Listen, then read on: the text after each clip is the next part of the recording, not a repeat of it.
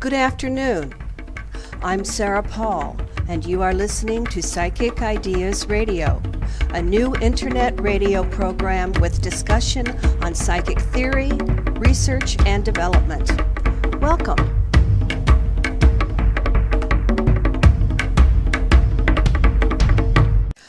Good afternoon. Today is Saturday, November 26th, 2016.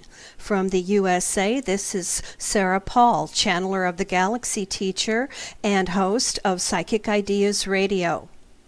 Today I am presenting episode 7 of my fall series on the major channeled voices of the last 40 years. But in my research, I have found that some important channeled voices that have heavily influenced the voices of the last 40 years have been actually recorded before the 1970s. And so I'm going to reach back in some of my episodes and talk about some important channeled voices, especially in America, that have influenced the New Age movement before the New Age movement ever started. One of those will be Edgar Cayce, another one, Stuart White. Research of consciousness and how it works and how it is related to every single important academic field is the in thing for every academic to do today. It is everywhere. In my opinion, Jane Roberts and Seth are responsible for that. And actually the media. It was Jane Roberts and Seth who told us, okay, you create your own reality. That was a big eye-opener for the human race. And then the media, films, TV, particularly film, many smart directors, many smart producers took that idea and they have been teaching it and investigating it and presenting some very intelligent movies to the public based on that idea. And it is becoming accepted, and it's going to be further researched, and it's going to be academic eventually. We're just a part of that process. That's exciting, isn't it? It's extremely exciting to be a part of the world of psychic development at this particular time, because we're at the baby stage, but it is rolling. You know, the world is starting to take it seriously. Intelligent people are in the position today to take it seriously, devote their life to it, and I'm doing that. I'm a person who has the time to do that, and it is thrilling. Okay. I'm going to say a quick word about some of the psychics who I have been seeing on YouTube. I've just learned how to add visuals to my podcasts, and I've been putting them on YouTube. And so I see all the other little psychics listed there with their their little films on YouTube, and I've been watching them, listening to them, many channelers, and I think that many of them are very valid, and many of them are very interesting, talented, young, and full of energy and optimism, and I'm so pleased to see that. And I think that's just fine that they're doing that, and I think some of them are very charming. I enjoy watching them. I particularly enjoy Kelly, Kelli, and she has a little show called Kelly in the Raw. And, she gives, about 15-minute shows, and she actually demonstrates or explains stories of how she does things like dissipate a tornado, or something like that. And she sounds very valid to me, and I just think she's charming and wonderful. And I like to see the whole world filled with people like her. Good for you, Kelly. One thing I like about Kelly is that she seems to broadcast from her clothes closet. You can see her clothes hanging in the background, and I find that particularly charming. And on her podcasts are sometimes called Psychic University, if you want to look her up. And the last little YouTube film I saw of her had 55,000 hits. How about that? Okay, she must be imparting some important information. Okay, now that I have blabbed for 10 minutes and not said very much, let's talk about Jane Roberts. Jane Roberts, the channeler of the very famous and most influential of all channel voices of the New Age movement, Seth. Jane Roberts was born on May 8th, 1929 in Albany, New York, USA. She died in 1984 at the age of 55 from rheumatoid arthritis, which her mother also had. She did most of her work, her channeled work, in Elmira, New York, and was assisted by her husband, Robert Butts, who acted as her stenographer or her secretary, writing it all down and making many personal notes in between the actual Seth channeling. If you've read any of the Seth books, they're filled with his notes. I have to tell you that those notes sometimes drove me crazy. They got on my nerves, and if you read through those books, they might get on your nerves too, but that's the way he recorded them, and it did serve to provide really detailed information about the way she went into trance, the way she looked, how she came out of it. And in these beginning times when we are collecting information on those things, that was very valuable to have. And so he did a great service by doing that. Jane was a writer. Okay, she was an author, and she wrote in many other genres besides channeling. She graduated from Skidmore College, a private arts college in New York. I found a very excellent article on Jane Roberts in Wikipedia, the free encyclopedia, and so I am going to make free to read some of that to you and to discuss a little bit of that information. It's a very informative article. One thing I do not like about that article, however, is that it has a little tendency to make psychological comments, about Jane and about why she did this and why she did that, and what from her childhood led to her doing this at this point and that point. And I do not see that the author of this article was any kind of expert in psychology to make such comments, and certainly was not her doctor. I don't like that. It's not a good idea. I'm a writer. And a writer should never assume authority that they don't have. And a psychic worker, in particular, should never assume psychological authority that they do not have, to counsel people or to analyze people, to diagnose people in psychological or psychiatric terms. That is something to be avoided by amateurs. However, Still, this article in Wikipedia on Jane Roberts gives very good background, so let's avail ourselves of it. Dorothy Jane Roberts was born May 8th, 1929, died September 5th, 1984. She was an American author, poet, self-proclaimed psychic, and spirit medium who claimed to channel an energy personality who called himself Seth.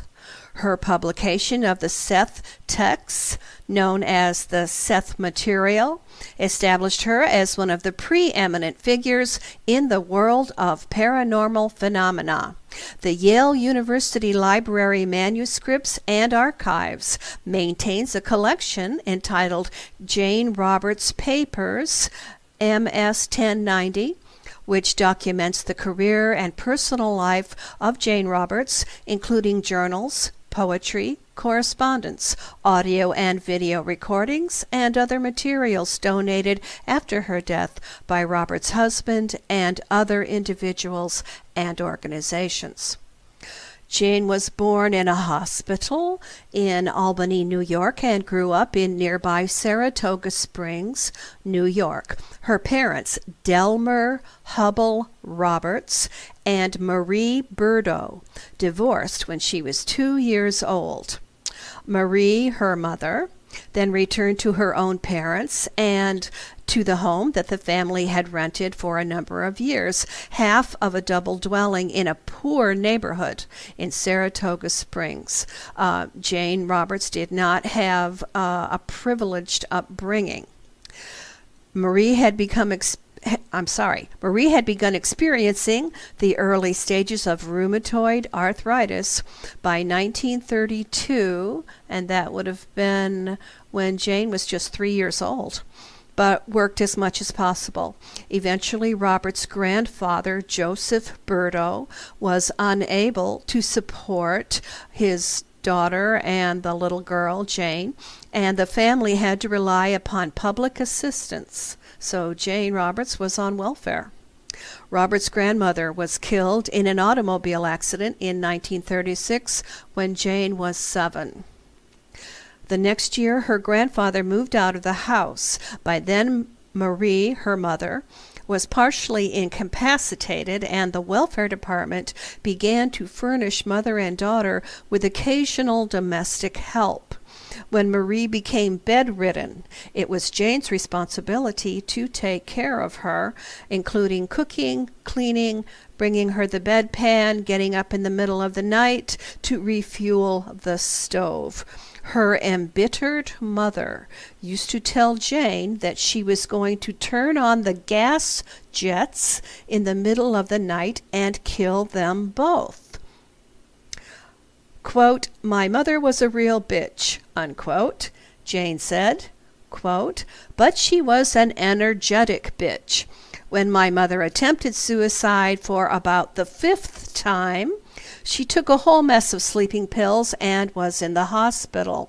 I went to the welfare lady and said, 'I can't take it anymore. I've just got to leave,'" unquote. Over and over, Marie told Jane that she was no good, that the daughter's birth had caused the mother's illness, and that she was disowned and considered no longer her daughter. Well, good riddance to get rid of a mother like that. It is absolutely amazing how many people have childhood stories like that. How many friends do you have who have childhood stories like that? How many nice, passionate, and understanding people I've ever met have childhood stories like that?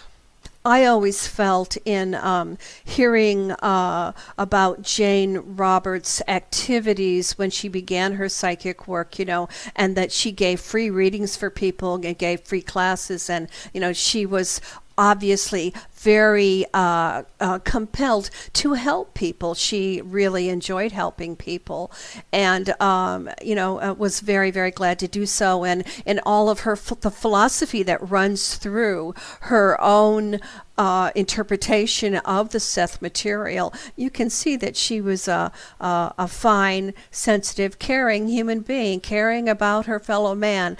For most of 1940 and half of 1941, Jane was in a strictly run Catholic orphanage in Troy, New York, while her mother was hospitalized in another city for treatment of her arthritis. Now, Jane was 11 and 12 years old when she was in that orphanage. Priests came to the house regularly, and support was offered to the fatherless family. Jane began working at a variety store in the summer of 1945 when she was 16. It was her first job. That fall, she continued on the job after school hours and on Saturday. After attending public schools, she attended Skidmore College from 1947 to 1950, that was 3 years, on a poetry scholarship. I said earlier that she graduated from there. I don't know if that's true. I don't know if she graduated or not. According to this article, she only went there 3 years. Robert's grandfather died when she was age 19.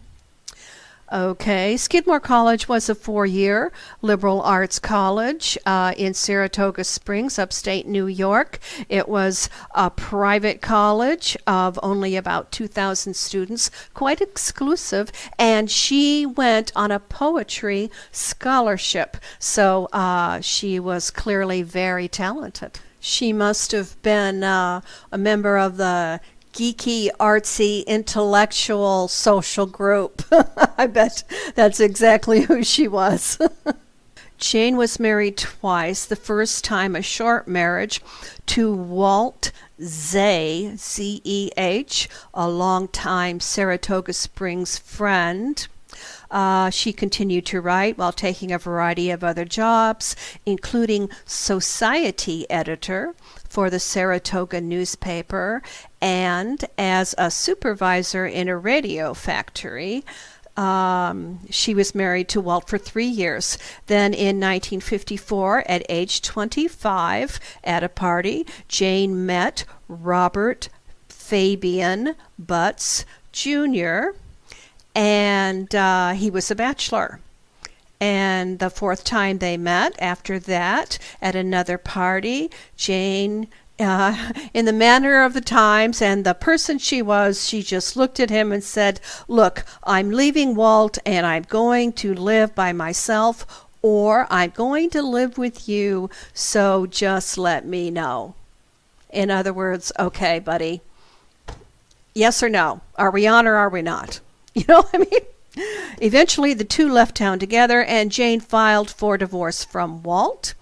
Robert Butts was 10 years older than Jane.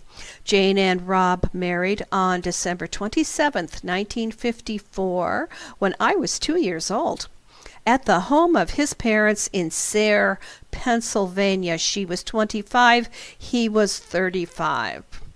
You know, I'm 64 years old, and if I was 2 years old when she was 25 years old, then she's 23 years older than me.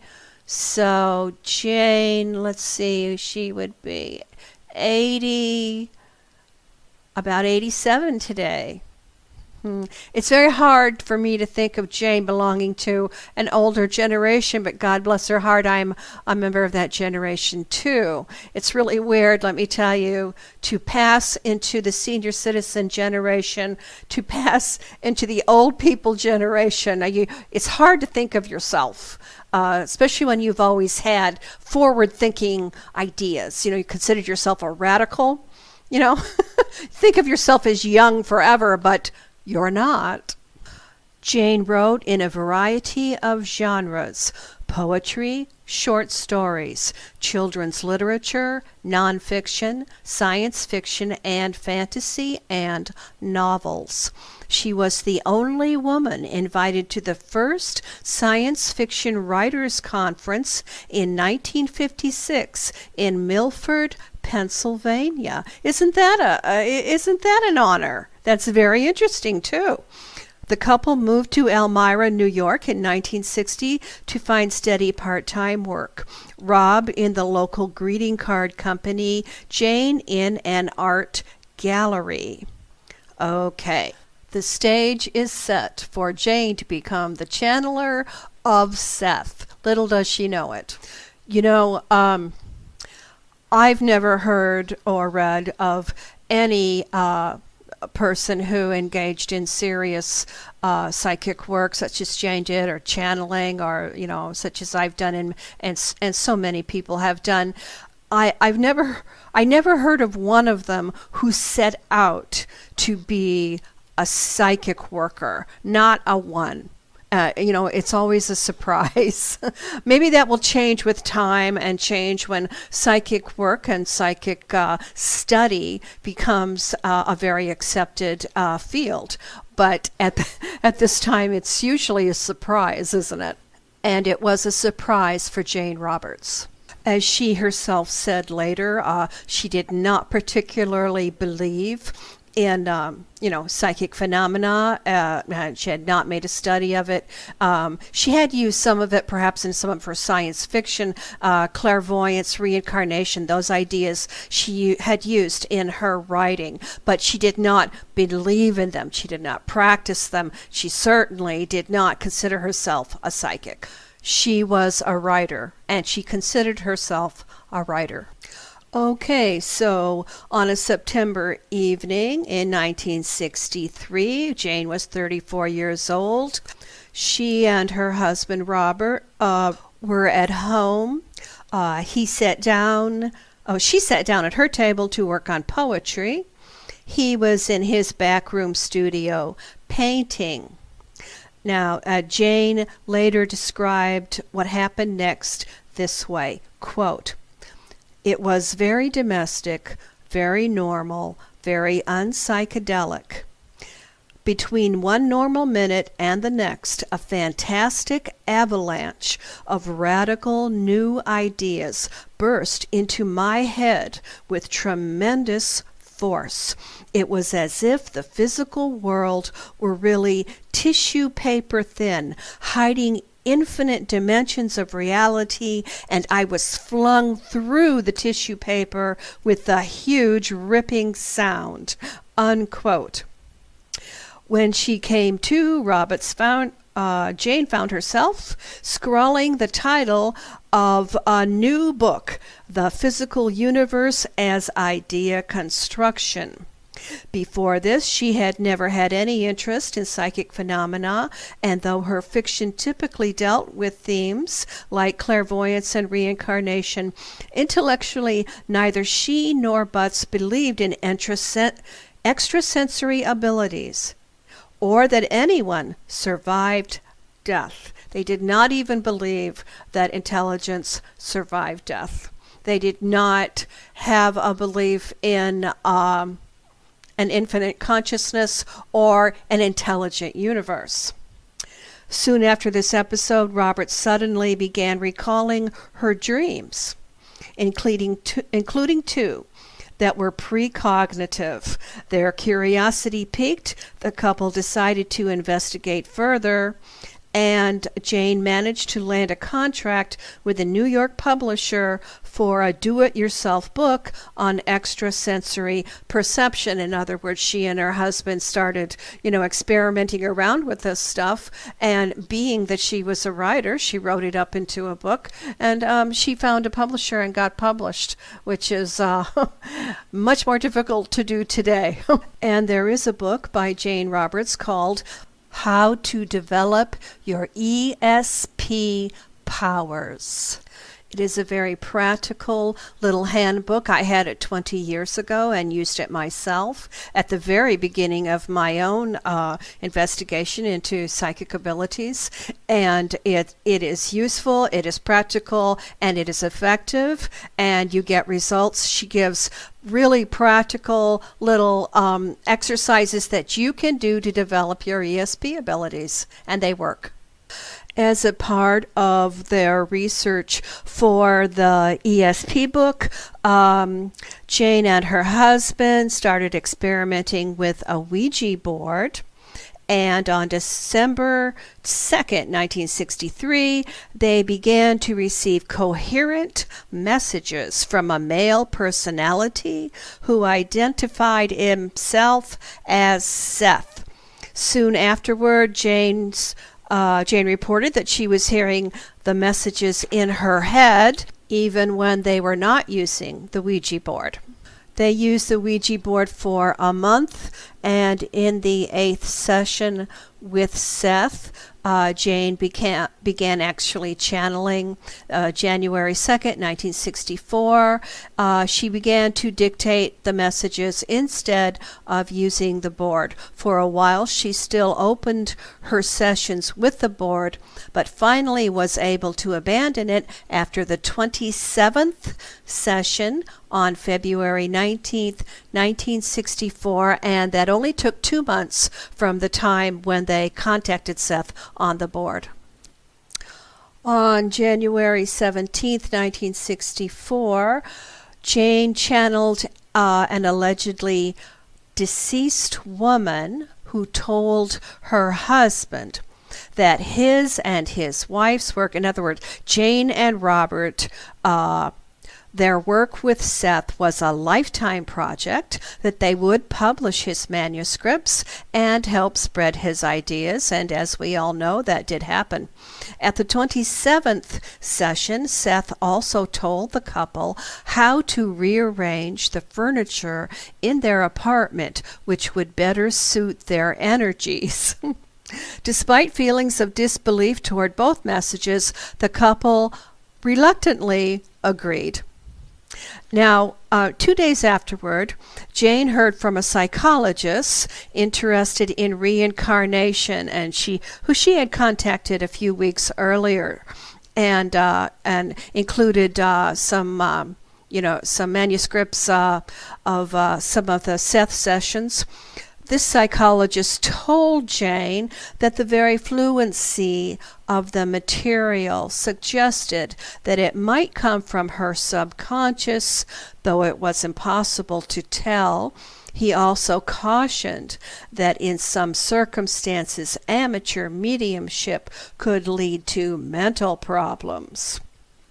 Okay, Jane's response to that was this: "The letter upset me considerably, yet it also objectified some of my own doubts. They were out in the air where I could at least deal with them. As far as we could tell, for all of my stewing and hemming and hawing, there were no alarming changes in my personality. I was doing twice the creative work I had done earlier. I was satisfied with the quality of the Seth material. It was far superior to anything I could do on my own. If nothing else, I thought the sessions presented a way of making deeply unconscious knowledge available on a consistent basis." Because we were so innocent about psychic literature, we weren't hampered by superstitious fears about such psychic phenomena. I didn't believe in gods or demons, so I didn't fear them. I wanted to learn. Rob and I had discovered a whole new world together, and we were going to explore it. After it became obvious that the Seth sessions were going to continue, we kept constant check on my personality characteristics. They were looking for trouble, just in case that psychologist had been correct. And she did go to a psychologist, she says, as any sane, red-blooded American would do under such circumstances in those days. Seth seemed far more mature and well-balanced than the psychologist. So finally, I stopped worrying. Besides, my personality showed no adverse signs of instability. If anything, I was more competent in handling physical affairs. This is not to say the experience did not cause certain strains and stresses that could accompany any worthwhile venture in an entirely new field. Jane also channeled the world views of several other people, deceased people, including the philosopher William James, Rembrandt, and the Impressionist painter Paul Cézanne, through a process she described as using a typewriter to write automatically, automatic writing. For 21 years, until her death in 1984, Jane held more than 1,500 regular or private ESP class trance sessions in which she spoke on behalf of Seth. Over the years, hundreds of people witnessed Seth speaking. Some went to the ESP classes Robert held. Outside of the ESP class structure, Jane gave many personal Seth sessions to various individuals who had written to her asking for help. She never charged for those sessions. However, at some point she did charge $2.50 to $3.50 per ESP class of 5 to 40 people. And I can tell you that even at that time, $2.50, $3.50 was not a whole lot of money. That was a very reasonable charge. When the books began to sell in sufficient numbers, she dropped that fee altogether. Book sessions were almost always private, held without witnesses from 1967 through 1982. The material through 1969 was published in summary form in the book, The Seth Material, written by Roberts from the output of the channeling sessions. Beginning in January 1970, Jane wrote books which she described as dictated by Seth. Jane claimed no authorship of these books beyond her role as medium. This series of Seth books totaled 10 volumes. The last 2 books appear to be incomplete due to her illness, in which she was very ill with the arthritis, and she did die of it. Jane also wrote the Oversoul 7 trilogy to explore through fiction some of Seth's teachings on the concepts of reincarnation and oversouls. I will tell you that I have read some of those books. The Education of Oversoul 7, I think I read that one, and I didn't like it.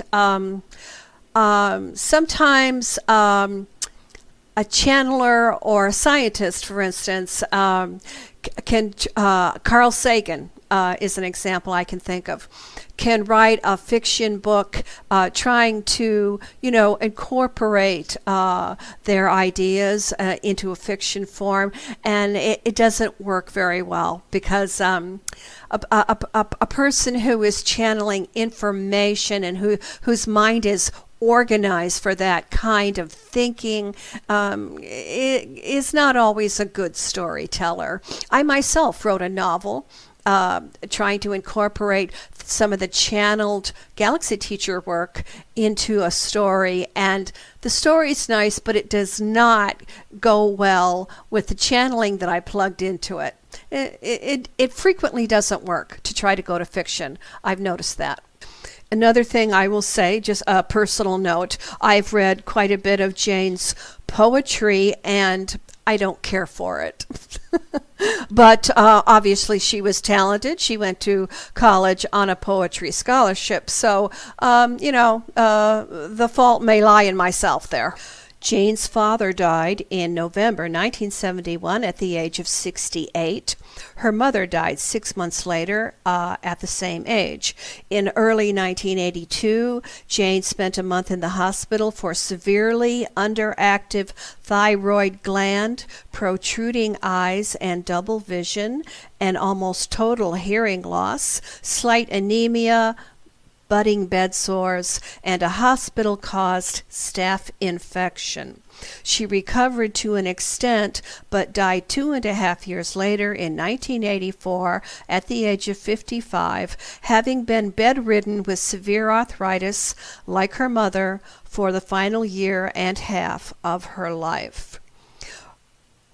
Jane was cremated the next day in a process she and her husband had agreed upon several years earlier. After Jane's death, which was lovingly recorded in the book The Way Toward Health, published in 1997 by her husband, Butts continued his work as a guardian of the Seth texts and continued to supervise the publication of some of the remaining material. Butts remarried, and his second wife, Laura Lee Davies, supported his work during the more than 20 years they were together.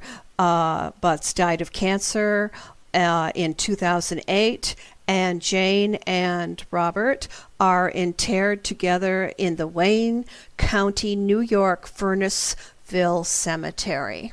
Now I have 4 minutes left to read you a list of Jane's work, especially that involves Seth, and I'd like to read that list. Let's try to get through it. 1966, her first book, How to Develop Your ESP Power. 1970, The Seth Material. 1972, Seth Speaks, The Eternal Validity of the Soul. 1974, The Nature of Personal Reality.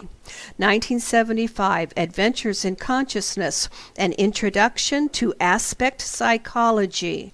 1975, Dialogues of the Soul and Mortal Self in Time. 1976, Psychic Politics, an Aspect Psychology book. 1977, The Unknown Reality, Volume 1. 1979, Volume 2, 1977, The Worldview of Paul Cézanne, A Psychic Interpretation. 1978, The After-Death Journal of an American Philosopher, The Worldview of William James. 1979, Emir's Education in the Proper Use of Magical Powers. 1979, The Nature of the Psyche, Its Human Expression. 1981, The Individual and the Nature of Mass Events. 1995, The Oversoul 7 Trilogy. 1981, The God of Jane, A Psychic Manifesto. 1982, If We Live Again, or Public Magic and Private Love.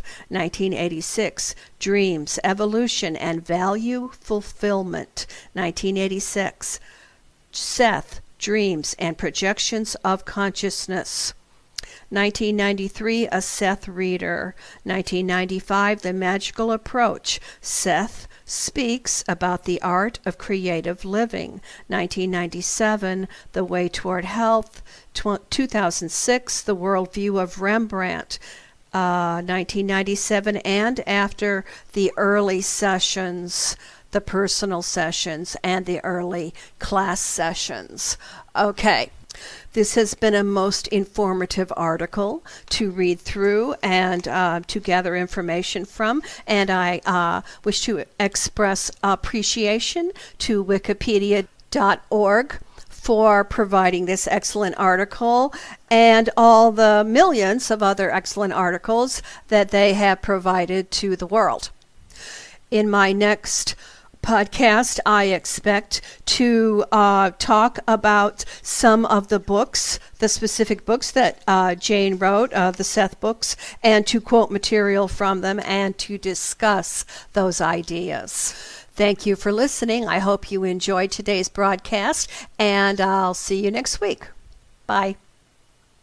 Thank you for listening. Psychic Ideas Radio podcasts are available at YouTube, Facebook, Spreaker.com, and our website at sites.google.com /site/Psychic Ideas Radio. Thank you for listening. Psychic Ideas Radio podcasts are available at YouTube, Facebook, Spreaker.com, and our website at sites.google.com /site/Psychic Ideas Radio.